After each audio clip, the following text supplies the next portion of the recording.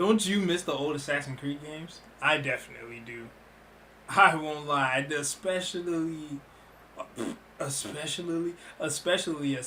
the Ezio trilogy, you know, and I miss it so much that I definitely would love to see the making of Assassin's Creed 2.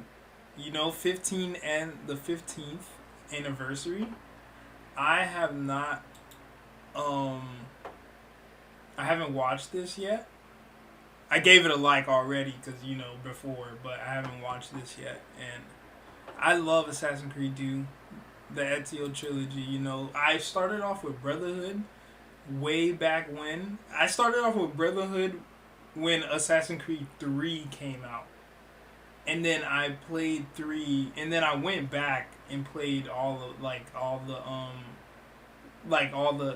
Ezio trilogy games. I played Assassin's Creed 2, so when I played it, I definitely still love Brotherhood to this day. So don't get me wrong. But we're gonna watch the Assassin's Creed 2, the making of a beloved dev commentary. A beloved game. I love it so much. We all do. Oh.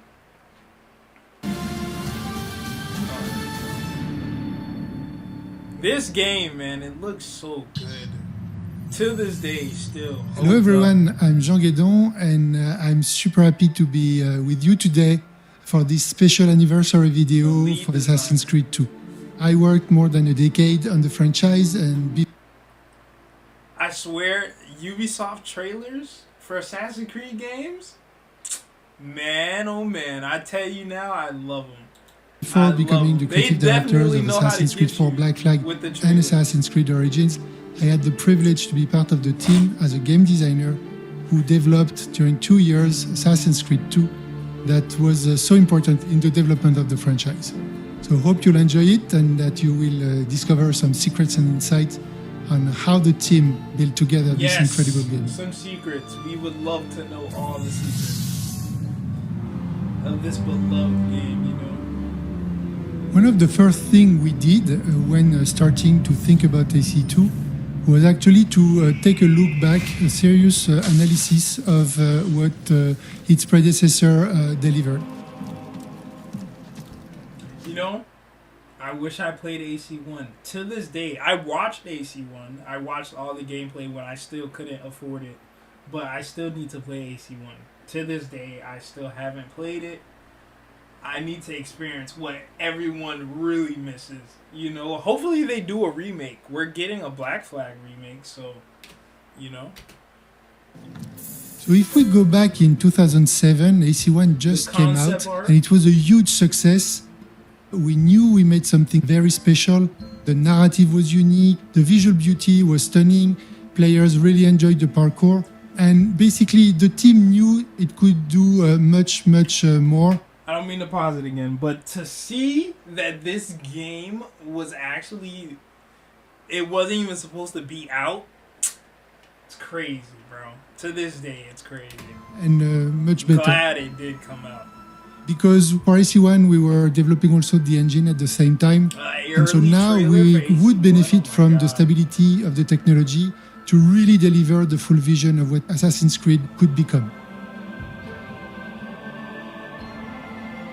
What we started to do was to identify the gameplay pillars of the game. What was making Assassin's Creed so special as a video game? And the 3 pillars that really stood out were definitely the free run, so this ability to climb everywhere, to run on rooftops, etc. was the fight, and was also the social stealth. And we identified some clear areas of improvement, particularly on the management of the crowd, the game structure, but there was also the missions. We knew that missions needed to be more varied, and that we would need to use these iconic gameplays like free run, fighting, and social stuff. That's crazy. That's early development too. I wasn't so mad at tail missions. The tailing missions, they just were... Some of them were badly designed. I wouldn't even say badly designed. I have a love-hate relationship with tail missions, no cap. But in Black Flag, they were kind of cool, don't get me wrong, but sometimes they didn't work, sometimes they did work, but they were definitely cool. I hope they make a good comeback, like put a lot of them in there. Need to use these iconic gameplays like free run, fighting, and social stealth to bring missions to the next level when it comes to the experience for the player. Are you ready to test yourselves with a game of speed and endurance? So we made our mind clear of on the things that we wanted to keep and build upon, and on the things that we wanted to clearly improve. So the first question was, do we keep Altair and continue in the same setting? And internally there were some debates because Altair was well received. We had an IP in the making, and it was also a risk to... You know what's crazy? Like, I'm not mad because I definitely love the Ezio trilogy. I think those 3 games are the best. Well, maybe not Revelations. I put Revelations a little lower. But the first 2 games of the Ezio trilogy, the best games, bro. And to think, like, maybe they could have done a sequel for Altair. Like, maybe. That'd be crazy, though. It's a create a new character, decision. A new era, a new time period to explore. But Patrice Desilets, the creative director, and Corey May, the lead writer, were convinced that Italian Renaissance was actually the perfect era for that. It was a time of conspiracy, with a lot of mystery, a lot of romanticism. With Assassin's Creed 2, we really wanted to leverage the power of the Animus to explore pivotal moments of history. And Italian Renaissance was a perfect moment for that. It was also bringing some opportunities when it came to gameplay with the creation of the banking system and the money that we wanted to use. And it was also full of historical characters that were very striking. First being Leonardo da Vinci, obviously. So for all these reasons, we set sails for the Italian Renaissance, creating Ezio. Do you know what brings us here tonight? Ezio is so memorable for so many players because he's a human first. You meet him as a baby and you follow his development literally from a teenager to adult to assassin to leader, and this was really the initial idea of AC2. We wanted to follow him because he would be then the perfect proxy for the players to learn how to play and to learn more about. Like, you can definitely see it's like Xbox 360, PS3 era days, but still looks good to this day. The conspiracies going on. He's a young noble that is reluctant to authority, that likes life, to play with his friends, to fight alongside his friends, to has good relationship with his brothers and sister and family, and he's really carefree and enjoying life. Quite the opposite of the cold assassin that Altair was. The birth of Ezio is a very important scene, because not only it is rare to actually see your hero as a newborn baby, but it's also the very first tutorial of the game. Assassin's Creed at that time had a very particular control scheme that we called internally the puppeteer, where the 4 face buttons would actually represent the different parts of the bodies, the legs, the 2 arms and the head. And this is what, as a player, you're asked to do to literally bring Ezio to life. First, you're asked to move his legs, then his right arm, then his left arm, and then finally have him cry using the Y button for the head. Listen to him. Such a fine set of lungs. And what shall we call him, my love? Ezio. Ezio Auditore da Firenze. Hopefully I said that right. Besides the narrative differences between Ezio and Altair, we needed to find his visual attributes, his visual identity. It took us quite some time. Wow. Wow. That looks good. This is early development of what Ezio would have looked like. This is the first to one? Actually nail the character. Oh no. I definitely Good thing we didn't get this. I don't know if I would have liked this. This looks... looks okay. It looks okay. I don't know. What the character would look like. We wanted to create a connection the more hidden face, you can't really see him. kind of a legacy from Assassin's. That looks cool. I like that the hood is more like it's dragging. It's not like, I like that. I'm not gonna lie. Like this little bit of it, it's like more, you can't really see him at all. And I like that. Assassin's Creed 1. At the same time, Ezio had to be a real credible cool Italian Renaissance. Oh my god. No. No. Young noble.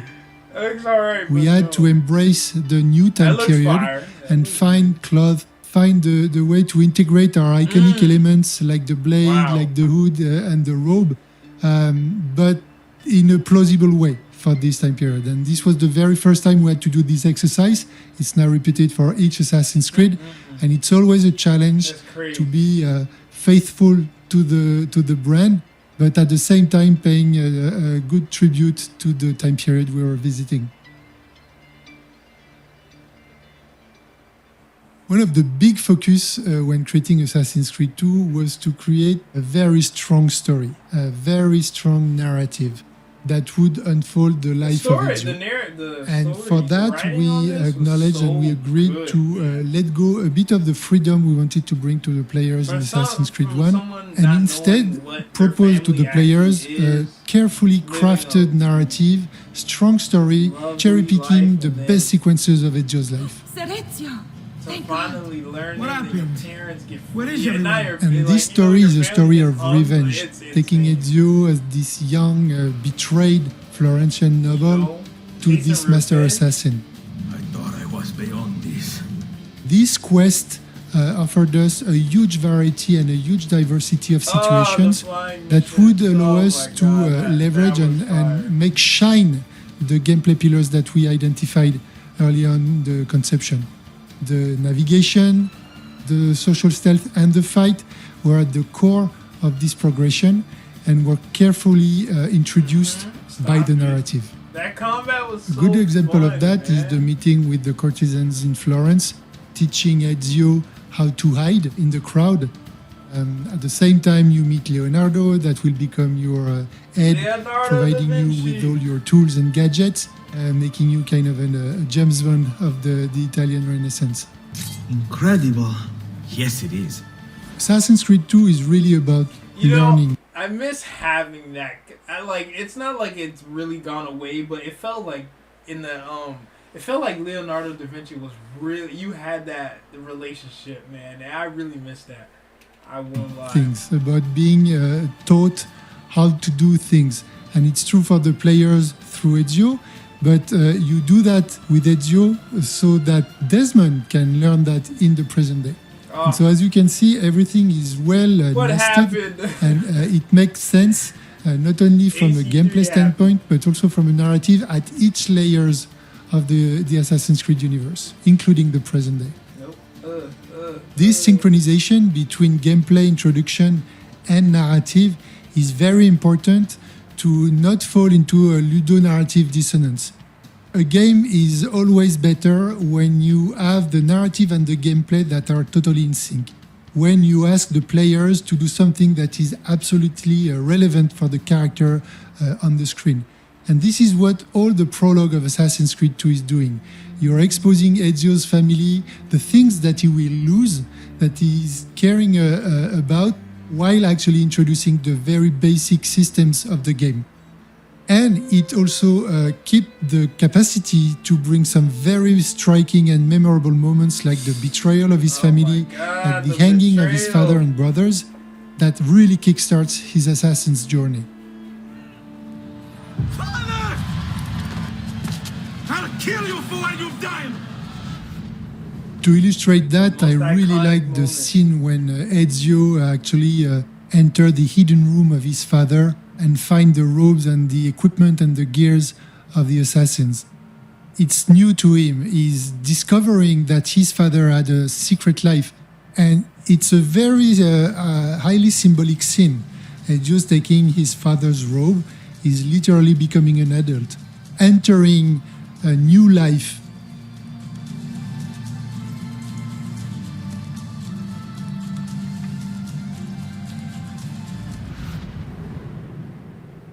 When analyzing Assassin's Creed 1, we realized that the main missions were actually not leveraging the key strength of the game. And this we wanted to correct with Assassin's Creed 2. This is why we clearly identified the three game pillars, navigation, combat, and social stealth, to make that at the center, to put that at the center of the game. It always felt like every mission was always teaching you the game, and you were using those core elements in every mission. You know what I'm saying? The stealth, calling the mercenaries and calling the not calling mercenaries, but calling those people to help you, those thieves and stuff, the girls for social stealth, it was always good. Other systems and missions and enemies and whatnot support these, because this is where the game would shine. One of the very first prototypes we made was about improving the social stealth, allowing players basically to blend with every group of NPCs, but also controlling them, using them as a tool for the players so that they could express themselves. What I was talking about. Yep, I remember that. On the navigation aspect, we focused a lot on increasing the climbing pace. Footage of that? I mean, I know it's long ago, but Jesus. For more comfort, we knew that buildings were much higher in Florence and Venice than they were in Jerusalem and Damascus, and so we needed to fasten the climbing. From the footage I watched, because I haven't played the game, AC1 looks like climbing looks a lot more fluid. I won't lie. Adding also some gameplay elements like the corner swings to make navigations along the facades and the buildings much more smooth and fun. For the combat, we added a lot of moves, new weapons, enemy archetypes, also the ability to disarm an enemy and finish him with his own weapon, which was super cool. We managed to interconnect everything based on the three key gameplay pillars, because the enemy archetypes were built to challenge you on these pillars. The agile enemies were challenging you on the rooftops. The brutes were the big armored guy, quite hard to beat in the combat. While the seekers, the guys with their big spear, was actually hunting you in the haystack or in the group of citizens. On the positive side, you had your allies with the factions, with the thieves, helping you in the navigation, the courtesans in the social stealth, and the mercenaries for the combat. Oh, I was right. And if you look at side missions, they were also designed to challenge you on these three pillars. The tombs, the secret tombs, the letter deliveries were challenging navigation, the beat-up missions were for the combat, and the assassin contracts for the stealth. And this is how we managed to interconnect all the systems of the game, making Assassin's Creed 2 a very coherent experience, from the narrative to the introduction of the gameplays and all the variety of activities that were actually leveraging the strength of the game. At this moment, roughly end of 2008, we felt that we really strengthened the core experience, and we're quite happy about that. But we actually wanted to go further in order to leverage to its maximum this fantastic time period. And this is why we actually worked hard to broaden the experience with a bigger variety of things to do and locations to visit. And this is when we added the tombs, the secret locations, the exotic missions with the flying machine of Leonardo, with the caravan chase in the mountains, also with the Subject 16 puzzles, allowing us to dig deeper in the lore. In the lore, oh my god. Another addition that we brought to the game was the light RPG system of Monterey Journey. We already had the place where we would meet, hey, it's me, Mario, our uncle, that would tell us more about the assassins, but the place was the perfect location actually to let Ezio spend his money, because for the first time in the game we had an economic system, and so you would gain money, loot people, gain money when doing missions, This was such and a cool we feature, needed too. some place where to spend this money, and And I guess we Monteriggioni, can do which is the that now familial in, domain, Shadows, was the if I'm not perfect location for mistaken, if that. I've seen somewhere. I This could be mansion wrong, really but- became the hideout of Ezio, and the place for the player to look at all its successes. You could see your weapons, your collections, and also support the time period once again with your collections of paintings and souvenirs from the era. This system was also at the root of what became the rebuilding of Rome in Brotherhood. One thing that is super important with Assassin's Creed 2, I think also, is the fact that this game really set the fact that we were actually creating more than one story. We were creating a universe. And we were creating a very coherent universe. This is why we created the vault in Monteriggioni, where you would discover statues and tombs of ancient assassins. This was meant to show that this brotherhood existed for a long time period and in many different countries, hinting to many different stories for the future. So in the past, you create the Many connection different between stories Altair for and real. Ezio, with the Codex, for example, with all these assassin tombs. But the artifacts also, the Apple of Eden and the Staff of Eden, are actually the connection towards another layer, which is the first civilization. This is the first time we meet with Minerva, and this is actually sending the message that there is always something new to discover in the Assassin's Creed universe. Even in the present day, when Desmond actually realized that there was a Subject 16, and he is himself Subject 17, which makes the conspiracy, which makes the present day layer, narrative layer, even more intriguing and full of opportunities. During AC2's development, we were referring to this narrative structure, global narrative structure, as the onion. Because when you understand it, you realize that you're in the present day to enter an animus, allowing you to revisit memories in the past, looking for artifacts coming from an even more ancient civilization. And these layers allow us to tell stories in multiple directions. The rest is up to you, Desmond. What? Who is Desmond? The best example showing these layers and their connection is Subject 16 dropping There was glyphs so in the much simulation lore, man. for Desmond to find these little puzzles about artifacts through centuries Oh, that those actually puzzles are lead so- to the truth Ooh. video showcasing Man. Adam and Eve's escape When I was trying to from platinum this first the game, there's civilization. so much stuff. This is this meta narrative stitching together all the different layers Very that we can intriguing explore. to do it. A cool thing about EC2 is the previous Leon, when Desmond is actually recapping the events of Assassin's Creed 1. And this was really, at the time, totally in phase with the TV series that were expanding and using that. And this notion of episodic sequel was important for us because it was helping create the franchise and helping us actually introduce a new character, a new setting, a new hero. My name is Desmond Miles, and this is my story.